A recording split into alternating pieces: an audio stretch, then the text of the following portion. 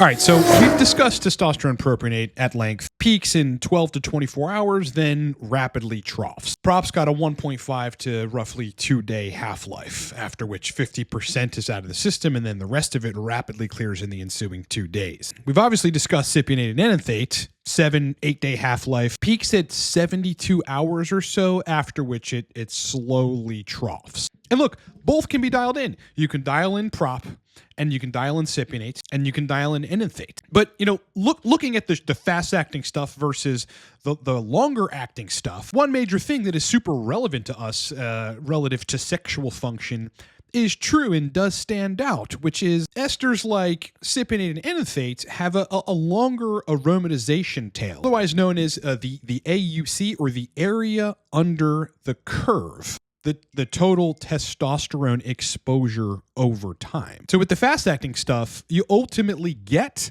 less net aromatization. This is why people say like prop is a dry, more of a dry compound compared to testosterone cypionate or testosterone enanthate. What they're really referring to is the water retention and the estrogen side of things. But in regards to prop, versus cypionate or enanthate, there actually is an in-between. And for libido and erections, for guys on TRT, a stable in-between that's a little more stable than testosterone propionate and a lot less cumbersome and easier to dial in than cypionate or enanthate. And for some folks on TRT, boys, this might be the one. Enter testosterone PhenylPropionate.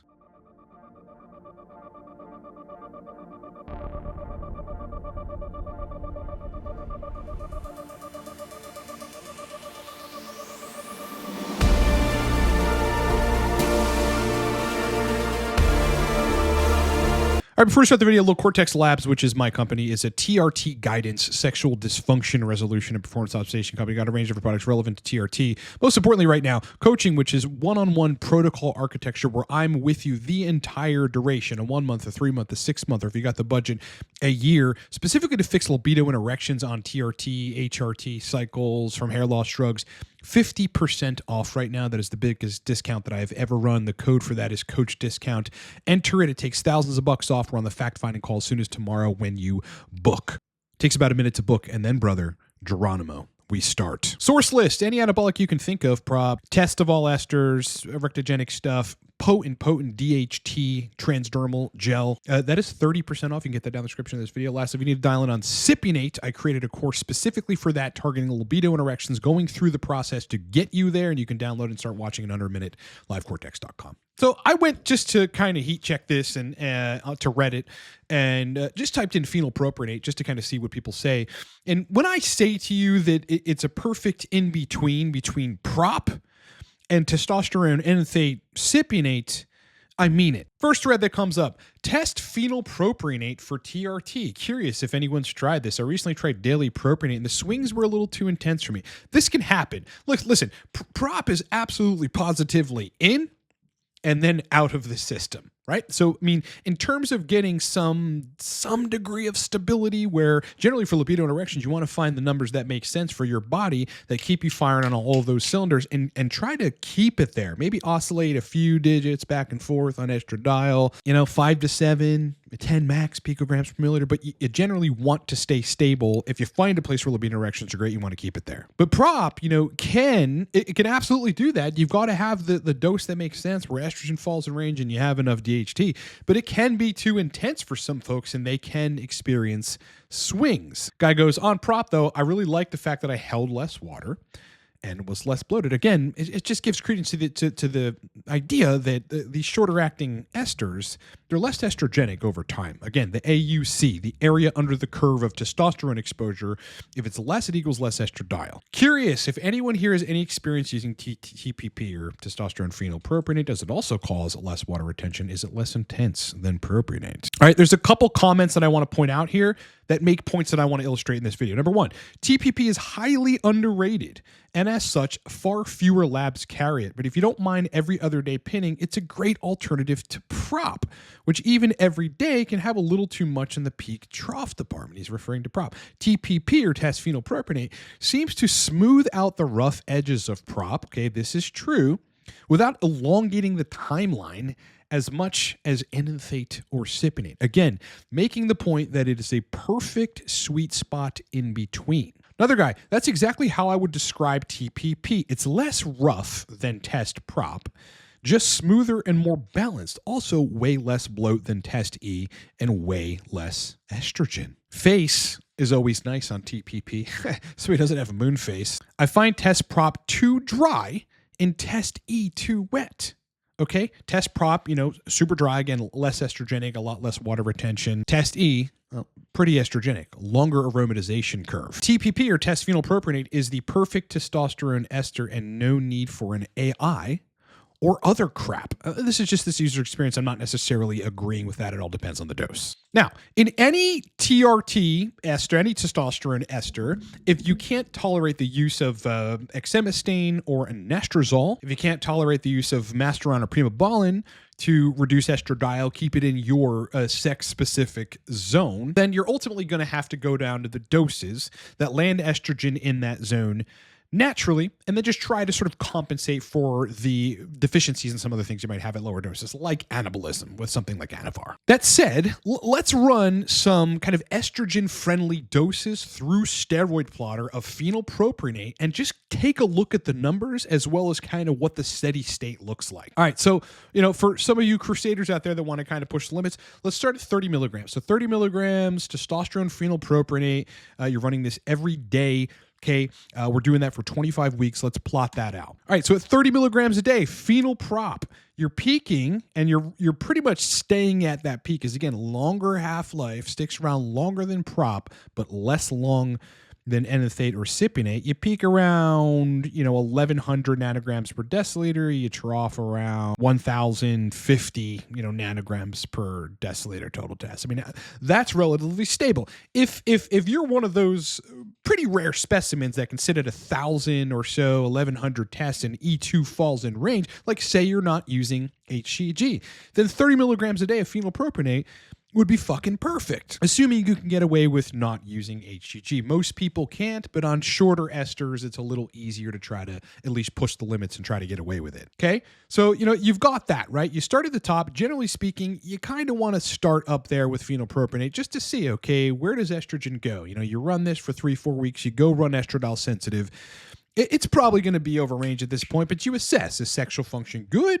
This is giving you a significant amount of DHT, no question about that. And again, it's a good in-between. Can you get away with no HCG? Because then you'll have less estrogen, and this might actually work for you. But if it doesn't, you've got plenty of room to go down. All right, so let's target some of the fail-safe protocols where when you can't take an AI and you need estrogen in range, you got to do it naturally. Let's go down to 25. So 25 milligrams test phenylpropionate per day. Let's plot that, see where we go. Okay, so that's a pretty big drop in nanograms per deciliter total testosterone. Looks like you're peaking about 900, 909, and you trough around 860, is it 884, 857. Okay, you're troughing at about 850 nanograms per deciliter, peaking at 900 or so nanograms per deciliter. Yeah, there, again, you have a better chance, not a great chance, but a better chance of landing in your zone in terms of estradiol. Again, 22, 27, 30, as high as 35 picograms per milliliter. I wouldn't really push it above that.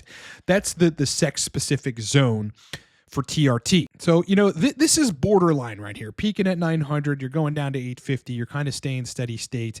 To some degree, it kind of is a consistent degree of aromatization, although you do have a little bit of a trough. So you're on the borderline there. Again, I mean, if you don't aromatize a lot and maybe you're taking some calcium D-glucarate, you have a zinc in your multivitamin, that might balance out perfectly. Okay. And this is going to give you a good degree of anabolism. You're probably going to fucking feel amazing on 25 milligrams a day of phenylpropionate. The energy, the anabolism, some of the benefits otherwise from TRT, you'll definitely get at this dose. But say estrogen lands a little high, because for a good degree of people there, estrogen might be like right on the borderline, but sexual function, okay, passable, good enough for penetrative sex with a little Cialis, but it isn't quite Perfect. Let's take this down. Let's run 20 milligrams. 20 milligrams a day, test phenylpropionate. Okay, now we're entering the Goldilocks zone for TRT. 700 or so nanograms per deciliter. You're basically high normal testosterone. You're going to be anabolic. You'll fucking feel good. You're going to be strong. Some of your masculine features are going to start coming out more, especially being starved of test and DHT specifically for a while. Where do you peak here? You peak at 20 milligrams a day, around 720, 726 nanograms per deciliter. Great fucking zone to be in, boys. What do you trough? You trough at, trying to find the ultra trough here. Yeah, I guess 695 nanograms per deciliter. Now, this is actually wonderful, right? Because you're peaking mid 720s, mid 700s, great place to be. But then you trough at 695. The whole point of the trough here is you get less exposure to androgens and thus less aromatization and less estradiol. You get a break. You're not really getting breaks when you're taking cypionate or enanthate unless you're injecting infrequently, which is hard to dial in. I mean, you got to be at a relatively low dose to do infrequent injections of long esters to make it work. Okay, so at troughing at 695, you might just land right in your zone with estradiol and have perfect sexual function, making phenylpropionate the perfect in between. You don't have the highs and lows of prop. It's not too intense for you. I mean, some people take prop and they're like anxious out of their fucking minds. Not me. I love prop. It feels great to me, but some people just can't really tolerate it. So you get a little less of that with this. Now down to the nuances. The problem really becomes at this point, it's like, in my coaching experience, most people need HCG. I'll just come out and say that. They need the testicles to be functional. There's the intratesticular hormone environment of test DHT, estradiol, pregnenolone, progesterone, DHEA. All this really does matter, especially for the libido modulatory aspects of the brain and for penile tissue DHT distribution relative to DHEA. But testicular size fuller, ejaculate volume bigger, sensation better. It just benefits folks if they can find the dose of HCG that allows them with their TRT protocol to keep estrogen in range. So if you're one of those people, 20 milligrams a day, kind of pushing it, right? Because again, you're at 700 with that, call it 100 IU, 125 IU HCG. It's 5 to 7 picograms per milliliter, maybe even 10 for some people of estradiol additional. So it might just push you out of the range. So let's just say at this point, you're using HCG at a relatively low dose. Let's see where we can kind of bring this. Let's take this down to 17 milligrams a day at test phenylpropionate and see what Plotter says.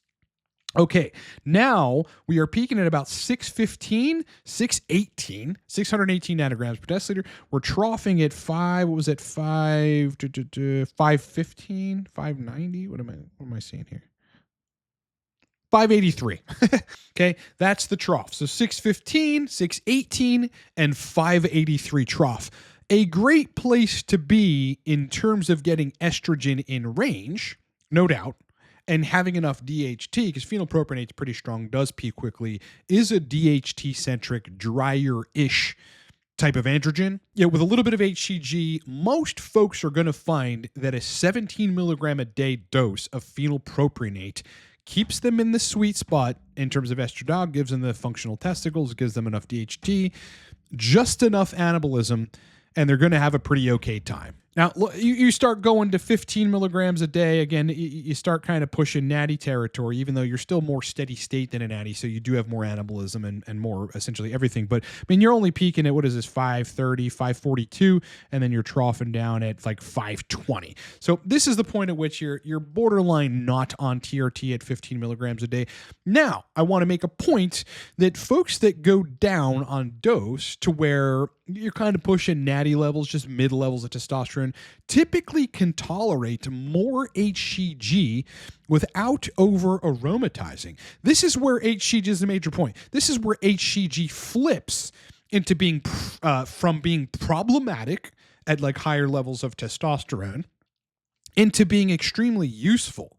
Because if you go low enough, or here estrogen's probably sitting at 20, you bump up the HCG to 200, 250, 300, as much as 330 IU a day. Well, then you get a 10 picograms per milliliter rise of estradiol, super functional testicles, a lot of intratesticular and sex hormone tissue DHT conversion, which is fucking useful for erections, libido, the whole nine. And you only bump estrogen up about 10 points, so you land at 30. you land at 30. Like that's where the ultra low doses of test actually make sense. It's going to create some more testosterone too. So you probably be around 620, 650, maybe 670 nanograms per deciliter. It's at these points, right? If this is what it takes to dial in, by the way, because I do get these guys that can't tolerate AIs and we're not dialing them in on higher doses of testosterone no matter the ester. It's just not fucking working. This is where, you run the risk of less anabolism, essentially.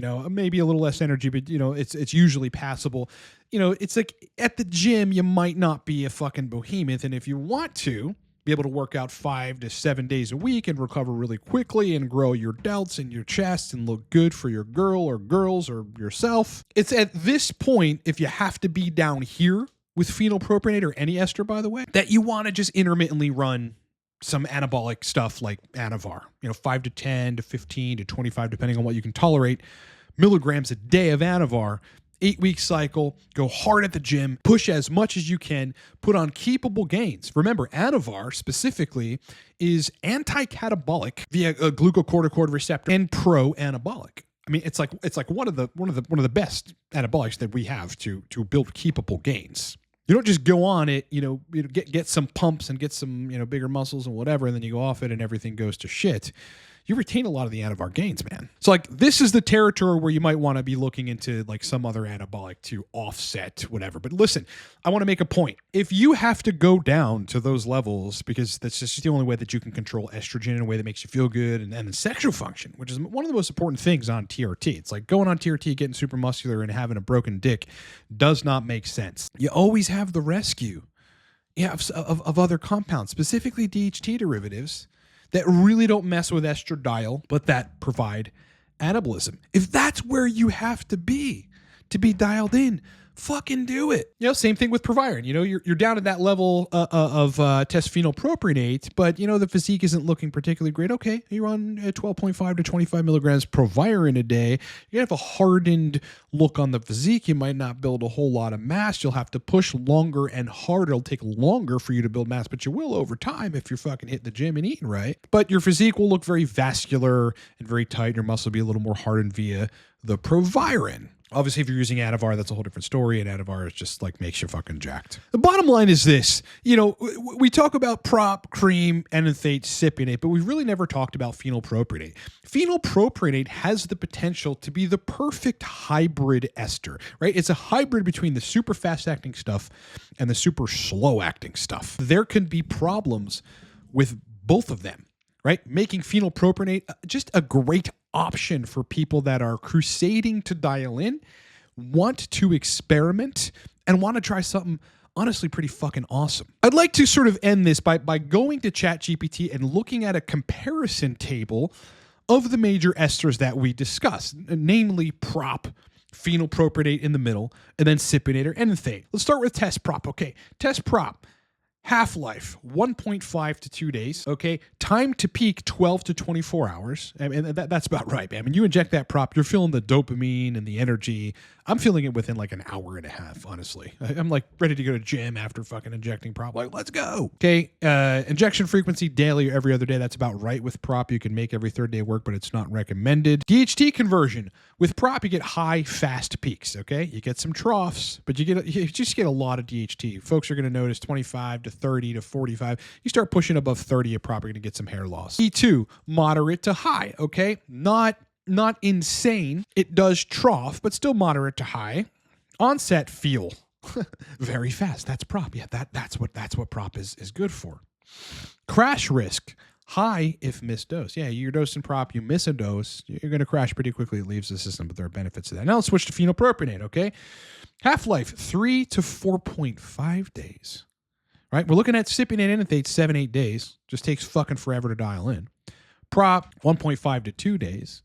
A lot easier to dial in if you can get it right. Phenylpropionate, right in the middle. Right in the middle. 3 to 4.5 days, man. Time to peak, 24 to 36 hours, right? So with cypionate enanthate, you're looking at, hour 40-something to 72. That's when you actually peak. That's why it takes so long to dial in and might be super cumbersome. Phenylpropionate, 24 to 36 hours. Less than 2 days. is when you reach the peak. Again, perfect sweet spot, boys. Injection frequency every other day makes it a lot easier than having to pin every day, or 3 times a week. DHT conversion, high, moderate, but stable. Stable DHT. With prop, you get DHT peaking and then it starts to trough. It does have a longer duration of action at the tissue, so it kind of compensates for that to a degree, but with phenylpropionate, it's a lot more stable. E2 conversion, moderate. Moderate. You know, chat actually has this a little less of the E2 conversion than prop. It's got prop at moderate high, and it's got phenylpropionate at moderate. Onset feel, fast. Not very fast, but fast. Totally acceptable. Totally acceptable. Crash risk. So if you miss a dose or whatever, low to moderate, right? Not going to be that significant because, again, it's a little bit of a longer acting ester. Now, just comparing it, I mean, this is the whole point that I'm trying to make here. Comparing it to enanthate cypionate over here, half-life 7 to 8 days. 7 to 8 days. Time to onset 36 to 72 hours. I mean, you're talking about 3 fucking days for it to reach peak. Injection frequency 1 to 2 times a week. Okay. DHT conversion moderate. This is where the longer esters fall short. They really just, I mean, especially compared to cream, you are not getting your the best bang for your buck. And the most important hormone that we need for sexual function, which is DHT, when it comes to the longer esters. E2 conversion, high, slow taper. So you get more, a longer AUC, a longer area under the curve, a longer aromatization tail, and it's fucking slower to get out of the system. I mean, talk about inferiority. Onset feel, slow. I mean, you can feel pretty damn good on long esters. There's no question about it. But, the onset feel, especially if you had a trough, is slow. Crash risk. So if you miss a dose or 2 doses, pretty low. Again, because you just got a bunch of tests, still sticking around. I think the best thing you can do if you're trying to run phenylpropionate and you want to see if it's a better ester for you is just go to steroidplotter.com and plot out various doses. Again, bodies are different and you might not respond accordingly to what steroid plotter says, but it's usually relatively accurate. Given the half-life and how fast it clears, you want to run a given dose for 3 straight weeks because you will be at peak sooner than that and at relatively stable, steady state sooner than that. But, hormone receptors take some time. Your body takes some time to sort of normalize its response to it. Then you want to go run estradiol at week 3. Get that result, stay at the same dose until week 4 because estradiol sensitive takes fucking forever in the States to get, about 7 days, 10 days sometimes, and then intelligently make an adjustment based on where estradiol is using some of the examples that I gave you on Steroid Plotter to dial phenylpropionate in. Now, look, boys, dialing in, I mean, this stuff is serious business and it sometimes takes a while. If you don't know what to do or what you're looking for, you could be in the purgatory of never dialing in and then lacking sexual function, which is a disaster. This is why coaching exists. I've been doing this for years. I get the worst cases. I get the folks that have libido and erection issues on TRT that have tried pretty much everything, at least they think, and can't dial in. I've developed the skills, the know-how, the observation, the research capacity, and the experience to dial in specifically libido and erections. I am so confident about it that I know whatever your situation is, whatever ester, whatever you've tried, we'll get the libido and erections dialed in. It is a science, and from my perspective, it's not rocket science. It just takes running through the process. You can hire me at underaminute.livecortex.com. We're on the fact-finding call as soon as tomorrow, and we start for a 1 month, a 3 month, a 6 month, or a 1 year. Most importantly, this is 50% off right now. That is an unprecedented, significant price reduction. You will save thousands of dollars. Watch the stuff that you've been eyeing for coaching. Watch thousands of dollars come off of the price. Enter the code COACHDISCOUNT at checkout. Hit apply and watch all that money come off. Book me. We're on the fact-finding call as soon as that day or the next day. And then, brother, we hit the ground running aggressively. You want to get the libido and erection problem solved, hire me at livecortex.com. It's half off right now. Source list. If you need access to any anabolic you can think of, including high-potency DHT gel, test of any ester, just get source list. I mean, honestly, just stop wasting your time out there with unvetted stuff. And sometimes you need to circumvent the clinic, especially to get DHT gel. Nobody has that. But it's very fucking useful in a TRT protocol. Code is source30. You can get 30% off livecortex.com. Well, all right.